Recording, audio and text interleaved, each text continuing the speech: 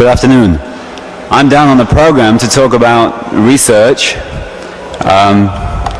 which I'm not going to do totally because people have already covered it so very well over the last day and a half, especially yesterday morning in the thorough review of where research has got us so far by Claire Cooper. What I am going to talk about, though, is an attitude that I think we all have to children, which affects the research we do and the way we plan for children, and makes it highly unsatisfactory in my mind. I think that this Habitat Forum in general is really concerned with human growth and development through environment. And so the children's part of this right here is not a separate part, it just happens to be the beginning of it all. Many of the sessions I could equally talk about exactly the same thing. I could be in a self-help housing group, for example, this afternoon. I found most commonality in my concerns with children with their kinds of discussions about adults. And so, before I begin discussing what I think happened yesterday with the kinds of research that was reported, I'd like to say that, and your comments on this from people in different parts of the world would really be welcomed, that in our society at least, I think that we really applaud ourselves for the way we care for children. But I think we're dreadfully unconcerned about questions of how they really develop. And I think that the press and the kinds of attention they always show for conferences like this to children indicate the kinds of attitudes we have. I think it's very self-indulgent very often. First of all,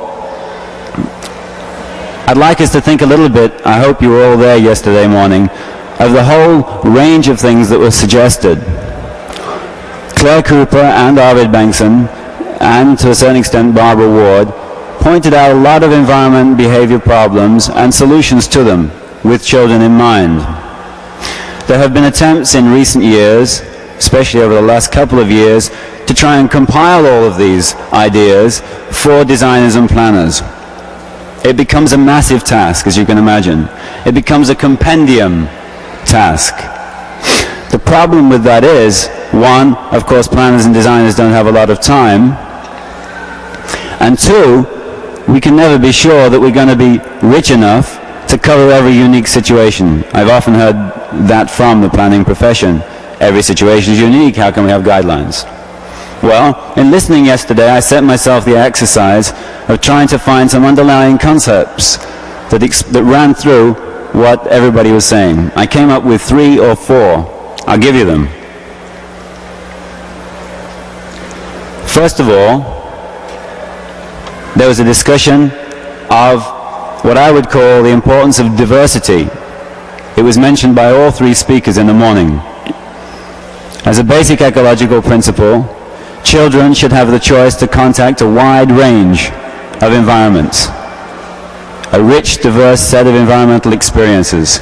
And so when Claire Cooper talked about fire and Arvid Bengtsson talked about animals, they were simply pointing to this need for all of us to experience in early childhood diversity. What this means for planners is not a specific point which they always want from us. It means a way of thinking about children. Namely that children will demonstrate in their own movements through the environment and their own selections what they consider to be important. We should be sure to provide the opportunity for them to find diversity. Simple principle. Another major point that ran through a lot of things that was being discussed is what I would call the opportunity to learn.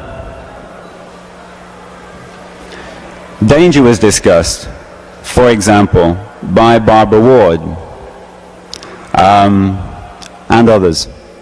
The thing about danger is that we usually... Are you still hearing me? Hello?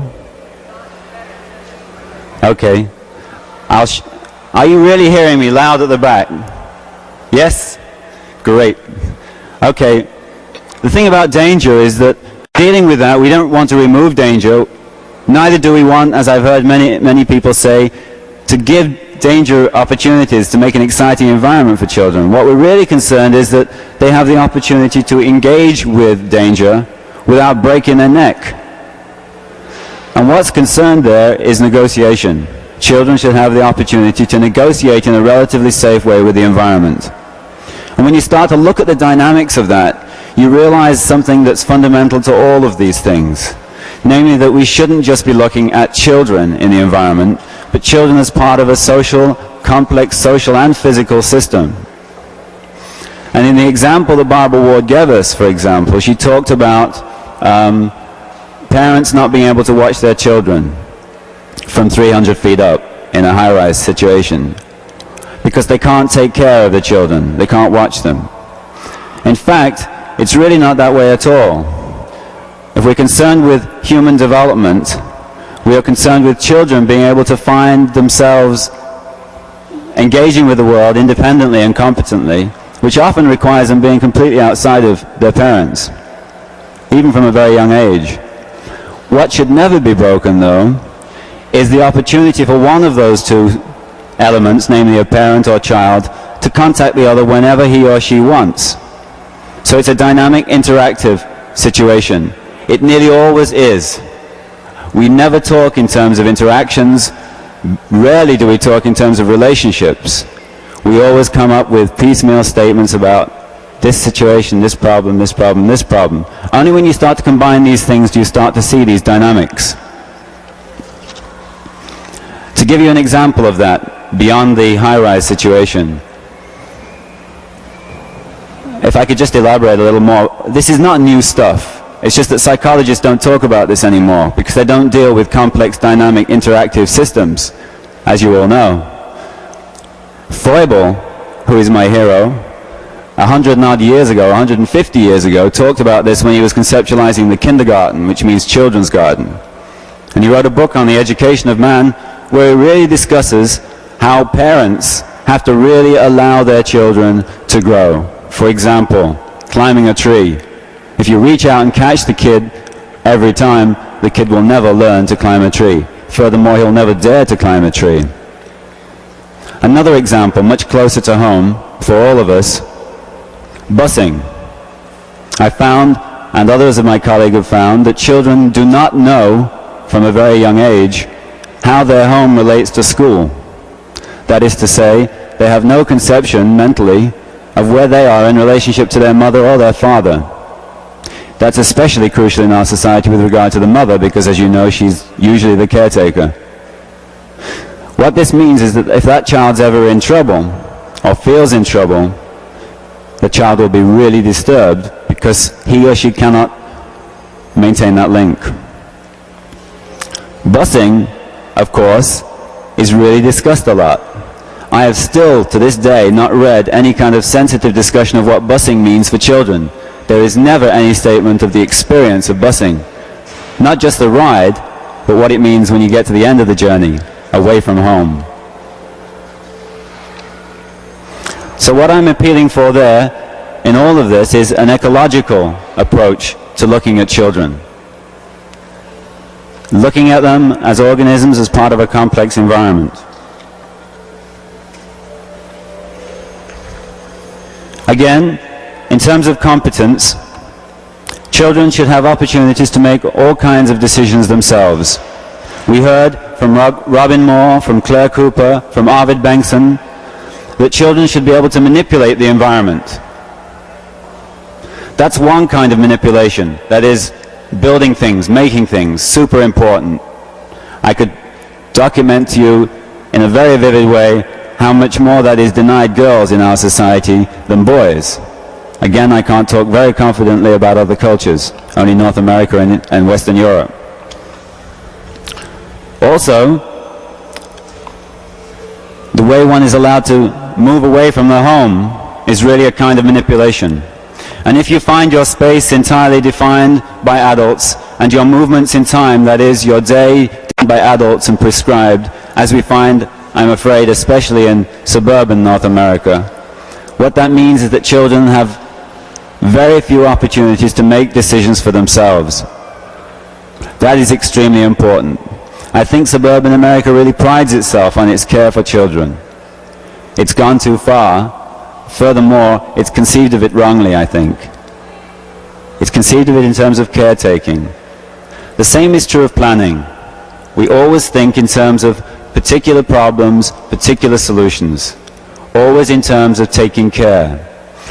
The kinds of research that's been done so far has been, not surprisingly in North America, the objective, observational study of where children are and aren't. Distributions. Claire showed us one example yesterday of such a distribution of a housing area. Fortunately, she's one of the few people who does a whole host of other things to find out where children are at. But that kind of study is on the basis of that kind of study that we've made decisions. There are a whole lot of things wrong with that. One of them is that we know nothing about who those children are. By the way, we don't do this just with children, we do this with adults too. This is where decisions are made. If you don't know who the child is that you've observed and put on your maps, then you really can't say anything about all of the things I was just saying was important. Namely their relationship to the home, to the mother, to the father, to diversity, that is, to a range of diversity. You can't discuss things that are important for planners. So, in summarizing that part, I think there are two things that planners could do. If you tell them too much, they might not handle it. But if you give them fundamental concepts, they can work around because they've got a lot of other complex things to consider. One is to maximize children's range. Another is to make the landscape as diverse as possible. Those two qualities interacting with each other will make for a rich environment. Trouble with that is, though, we don't know what landscape diversity is for children because, again, a weakness of research, we never ask the kids. So we use traditional land use categories that planners have defined for us over the years. We record where kids are and where they aren't, and we use that as the basis for decision making. No wonder we come up with no new ideas, because we haven't asked the children. There are research techniques now being developed to enable us to do that, to let children to express for us how many, for example, different kinds of dirt they discriminate. Adults don't discriminate one. Dirt and grass are broken down many, many times over. You ask Robin more of that than anybody else who's worked closely with children. Finally, because I'm being told down here that I got to hurry up, there needs to be an emphasis in education on all of this. Children, well, before we get on to that very quickly, research approaches that you can use with children, if made direct with them, if you share the purpose of your research, they will thoroughly trust and engage with you in research. In New York and in Harvard, we have research going off right now with children, with young children. I've got research associates aged 10 in Manhattan collecting data which they thoroughly understand is going to be used someday. Teenagers doing the same kind of work in Harvard are also coming up with information. I consider this information is going to be much more useful for us than all of the objective distant data we've been getting so far. I think more exciting than all of that is to think from a very early age in schools of allowing children to develop as decision makers. Really encouraging them to think from the very beginning that they have abilities, that they are competent, and they have some responsibility to engage with their environment in an active way and to create settings for themselves. So that when people like are struggling in the self-help housing program are wondering why it is that so many people in the world have been disenfranchised, you should look to education. Because it's in formal education systems in this society and all societies that are being discussed at least at this conference that the destruction occurs. It's there that we're told we are incompetent, we are incapable of creating environments for ourselves. Right now we have here in Vancouver one fellow by the name of Stanley King who's developed one approach. There aren't too many people in the world doing this. One approach which enables children to engage with adults in a design-in, which is a community planning participation process in which they present on an equal basis their ideas with adults. If you want to talk about that, or find out more about it, or any of the other stuff I'm talking about, you can see me, or better still, you can write to us through the Childhood City newsletter. most people who've discussed here from North America in this conference belong to this network called Childhood City. There's some cover sheets here of Childhood City which you can take away. If you want any information, or if you want to say something, you want to communicate, so far there's 500 of us, designers, planners, researchers, educators, communicating on these kinds of issues. I'd like to say a lot more, but I'm taking time away from everybody else. So I'll finish now, and if you want to chat more later in the sun, I think that would be nicer anyway. Thanks.